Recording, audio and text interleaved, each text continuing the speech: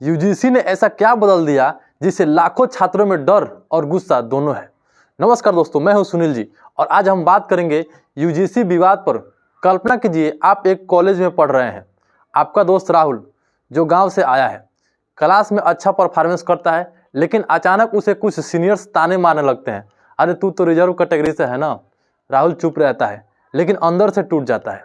ये कहानी सिर्फ राहुल की नहीं है बल्कि लाखों छात्रों की है और इसकी समस्या को सॉल्व करने के लिए यूजीसी ने एक नए नियम बनाए, लेकिन इन नियमों ने खुद एक नया विवाद खड़ा कर दिया है।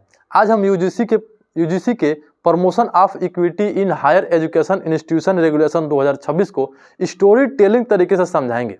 ये नियम क्या है, क्यों बनाए गए और क्यों हो रहा है इतना हंगामा। चलिए शुरू से शुरुआत करते हैं।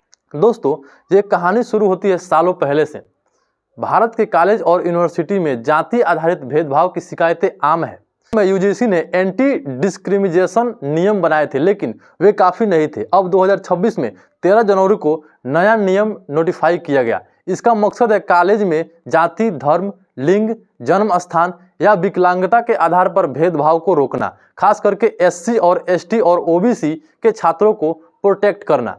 ये नियम कहते हैं कि कॉलेज को एक स्पेशल कमेटी बनानी होगी, शिकायतों के लिए हेल्पलाइन नंबर और मॉनिटरिंग टीम सेटअप करनी होगी, शिकायत आने पर जल्दी जांच करनी होगी, रिपोर्ट 15 से 30 दिन के अंदर देनी होगी। राहुल जैसे छात्रों के लिए ये अच्छा है क्योंकि अब वो बिना डर के शिकायत कर सकते हैं।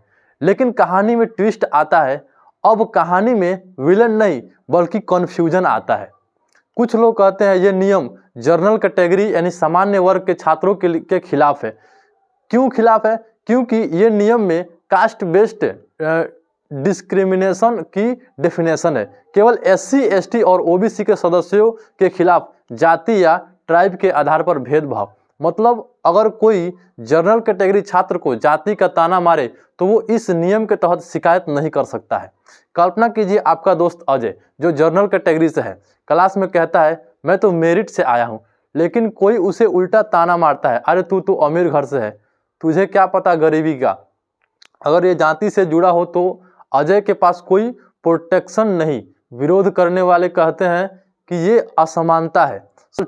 आर्टिकल 14 में बताया गया है सभी को क्या है, समानता का अधिकार। आर्टिकल 14 समानता का अधिकार उल्लंघन है। और दूसरी बात, अगर फॉल्स कंप्लेंट, अगर कोई झूठी शिकायत करे तो उसके लिए कोई पेनल्टी नहीं है, लेकिन अगर कॉलेज नियम फॉलो न करे तो यूजीसी पर एक्शन ले सकता है। जैसे इसीलिए ऊपर की जातियों के संगठन, छात्र यूनियन और यहाँ तक कि बीजेपी के कुछ नेता विरोध कर रहे हैं। लखनऊ में प्रोटेस्ट हो रहा है। दिल्ली में यूजीसी हेडक्वार्टर पर डेमो प्लान है। सुप्रीम कोर्ट में पिटीशन दाखिल हो चुका है जहां कहा गया है कि ये नियम भेदभाव बढ़ाएंगे।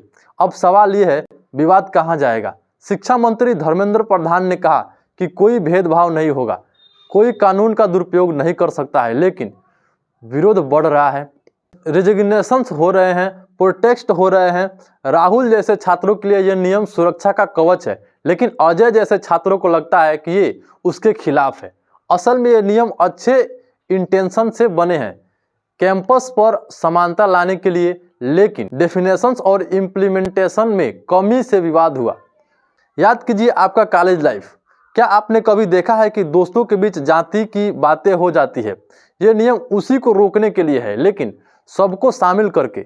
अगर ये नियम चेंज न हुआ तो कैंपस पर टेंशन बढ़ सकती है या फिर कोर्ट में कोई फैसला आएगा। तो दोस्तों, ये थी यूजीसी विवाद की कहानी। एक अच्छी कोशिश जो विवाद में फंस गई।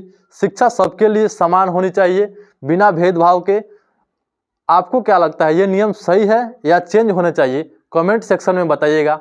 और हाँ, वीडियो पसंद आया हो तो वीडियो को लाइक कीजिए, चैनल को सब्सक्राइब कर लीजिएगा दोस्त। मिलते हैं अगली स्टोरी टेलिंग वीडियो के साथ।